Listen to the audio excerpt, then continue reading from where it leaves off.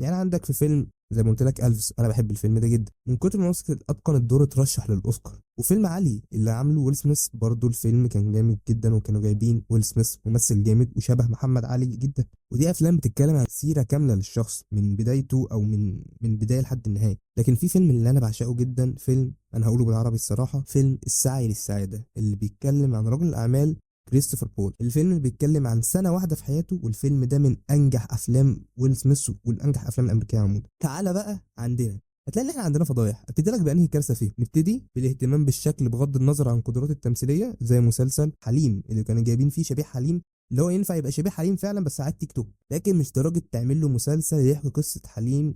المسلسل ده فيه شويه عبثيات. انت ايه اللي جابك هنا يا غاليه؟ بقى ده اسماعيل ياسين. انت صوت جميل وفنان حقيقي، وعشان كده هتوصل للي انت عاوزه. والكارثه التانيه سندريلا، وتقريبا اللي عمل كاستنج من المسلسل ده تحسه كان عبيط، واحد ما بيشوفش. ايه العبط ده؟